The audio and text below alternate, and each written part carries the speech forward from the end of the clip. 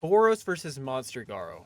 Both are heavily regarded as top tier monsters, and many people often debate on who is stronger, a question that has remained even after the appearance of Cosmic Garou. They are undoubtedly the strongest guys Saitama has ever faced and take part in what are probably the most two iconic fights in the entire series. Now, I think it goes without saying that Cosmic Garou would stomp Boros pretty easily, with him being pretty comparable to Saitama even without his modes, but Monster Garou versus Boros is a completely different story. Boros in his armored state is one of the most vague characters scaling wise. He is implied to be stronger than his generals, considering how he seemed confident in fighting Saitama, despite seeing him casually one-shot Garyugunshoop, but Boros' generals aren't exactly high tiers. Even Puri Puri Prisoner, the weakest S-Class member, can punch holes in Melzagard, someone implied capable of assisting Garyugunshoop in a potential fight with Saitama. Boros does take a punch from Saitama in his armored state, but the problem is that we don't know how much effort Saitama was using here. But the Blu-ray compass does imply that Boros taking this punch shows that their fight will be on another level compared to the battles he has gone through this far, which would include his fight with Carnage Kabuto, someone tough enough to fight full power Darkshine for 15 minutes. After shedding his armor, Boros obtains a massive increase, likely surpassing the Hero Association's ultimate trump card, Tatsumaki. In one of the audiobooks, Tatsumaki ends up fighting Saitama in a haunted house, with her psychic powers having absolutely no effect on the uncaped Baldy, with him not even realizing he was being attacked. Meanwhile, Boros could genuinely impress Saitama and could seemingly get a genuine reaction out of him when backhanding him atop his ship. You could make the argument that Tatsumaki wasn't going all out here, but considering that Tatsumaki said that he surpassed her psychic power and made her want to uncharacteristically run away in fear, it's very likely she was going all out, or at least close to it. It should also be noted that Saitama still had his hair during these events, so he's most likely far weaker than the Saitama that Boros faced off against later. There is also a chapter cover statement that says Boros actually damaged Saitama to an unknown extent, but a lot of people seem to write this off as it ends up getting removed in the Viz release. But I don't think this means the statement isn't canon or cannot be used, as this happens with literally every chapter, and just seems to be some minor change made when Viz distributes the manga. It should also be noted that one actively looks over all the dialogue and art of the manga prior to its release, with him specifically having major involvements with the Boros saga, making Murata redraw scenes several times, so it's very likely that he approved of the he took damage statement.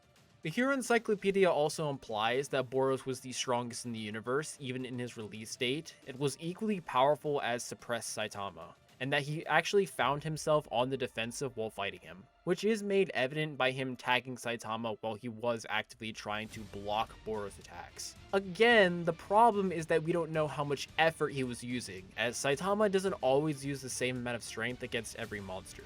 For example, Saitama punches Overgrown Rover and basically shrugs it off and runs away, and in his very next fight, one-shots Orochi, who is stated to be stronger than any monster on Earth, including Rover. However, I do think we can actually quantify how much effort he was using against Boros, but I will get into that when we talk about Garou.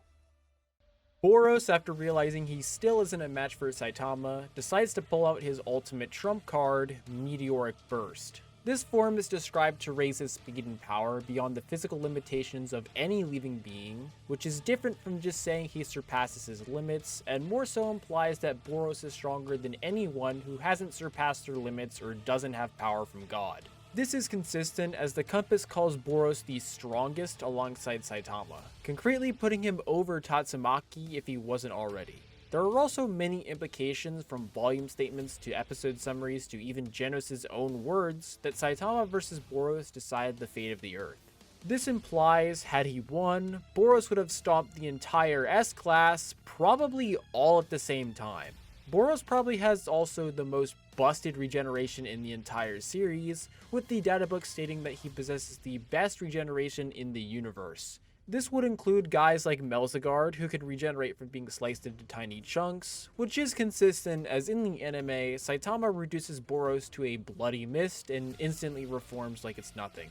Overall, Boros is an absolute beast, being the only monster that came close to giving Saitama a real fight by his own words. I'll be looking forward to seeing his eventual return to the series whenever Metal Knight decides to let him loose.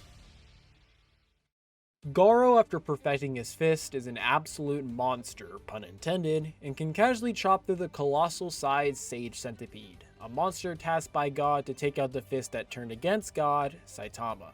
It was heavily implied that God witnessed Saitama easily defeating Orochi, so for Sage to be able to beat someone that strong, he would have to be far stronger than the Monster King. Orochi, being the strongest monster on Earth, would scale over cadres such as Elder Centipede, Goketsu, and Overgrown Rover, each of which being considered undefeatable by all but the strongest among the S-Class, and Garou defeated someone stronger than any cadre with just a karate chop. Garou does end up fighting Saitama in this form, and while he is capable of dodging one of his attacks, he can ultimately do nothing against him and is tossed aside. However, Garou's monsterification continues to speed up, increasing in power to where he thinks he can beat the Saitama who just stonewalled the attacks of his previous form. And while Garou still can't get the edge over Saitama, he does react to him on several occasions, with him even being visibly frustrated by his inability to touch Garou. After monsterizing even more, Garou obtains another massive increase, which even Saitama takes note of, with him also gaining the ability of flight and energy projection. And after growing one final time, he gains some extra limbs and one final power-up, which is shown by the increase in scale of his Fajin, where he can affect the whole Earth, making it bulge, whereas before he could only destroy a mountain. However, Garou is not known for his incredible power, but his superb fighting skill. Being a student of Bang, he naturally has access to the Water Stream, a technique that allows one to redirect an opponent's attacks and countering them with their own power. It can also be used to literally strike an opponent with their own fists, such as Bang did with For Ugly, and is also effective against people above the user's physical pay grade. For example, Metal Bat was stated capable of possibly killing Garou in a single swing, but Garou could effortlessly deflect his moves and counterattack with his own power. And after combining this with Bomb's Whirling Wind, he can unleash the Sky Aura Ripping Fist. Not only does this move pack more of a punch than either technique, it also unleashes deadly shockwaves that spread throughout the opponent's insides, bypassing their durability. Garou seems to evolve this ability even more in the form of Fajin, which Garou utilizes against Saitama, thinking he can shred his insides despite him stonewalling his normal punches. On a surface level, it does seem that Garou did better against Saitama, with him taking more punches and reacting to Saitama a lot more, but considering that Saitama was actively avoiding using lethal force due to his promise to Tereo, it's entirely possible that he used less effort than he did with Boros. And considering how Garou compares to someone like Tatsumaki, this becomes very apparent. Tatsumaki, while injured, could twist apart Psychos Orochi as if she was a wet rag, and Psychos, after fusing, thought she could take down Saitama, despite seemingly having knowledge on how easily he beat Orochi. This should mean that Psychos Orochi and Sage Centipede should be around the same level, both being in that above Orochi bracket of strength. This would also mean that in terms of raw power, this injured Tatsumaki should be pretty comparable to perfected Fist Garou, with them both utterly annihilating opponents of similar strength. Tatsumaki then uses this same output on Saitama, as suggested by Fubuki calling this her full power, but it fails to have any effect on the Cape Baldy whatsoever. But after just slightly increasing her power, she believes she could possibly kill that same Saitama with just a finger flick. This is pretty much the exact same scaling as second form Monster Garou, with this still not being Tatsumaki's full power as she implies later on. If Saitama was using above Tatsumaki levels on second form Monster Garou, why was Garou at all able to keep up? In comparison, for Saitama to be a match for release Boros like the databook suggests, he would have to be using a level that surpasses Tatsumaki, due to Boros himself being above Tatsumaki. This would put release Boros pretty definitively above second form Monster Garou, likely forcing him to evolve into his final transformation, but unfortunately for Garou, Boros has his own transformation up his sleeves. As I said before, Meteoric Burst is stated to increase Boros' speed and power beyond the physical limitations of living beings. And since Garou was implied to have never fully surpassed his limits, it's very likely that this statement would apply to Garou. Boros also genuinely interested Saitama, with him saying that he is almost a real fight, whereas with Garou, he seemed relatively uninterested and was repeatedly telling the hero hunter to give up. His sheer speed also left Saitama completely flabbergasted, a feat that was only replicated by initial Cosmic Garou.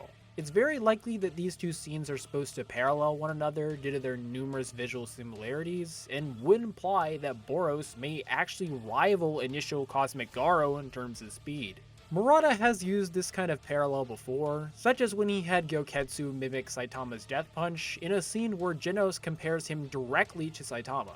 I think it's pretty clear when it comes to strength and speed, Boros outclasses Garou by a pretty wide margin, especially with his scaling to Cosmic Garou. While his martial arts definitely would assist him in deflecting Boros' attacks, it will be extremely difficult for him to do so due to the massive speed gap. It's very likely that Boros would just end up knocking Garou out of his monster shell without even resorting to his star cannon.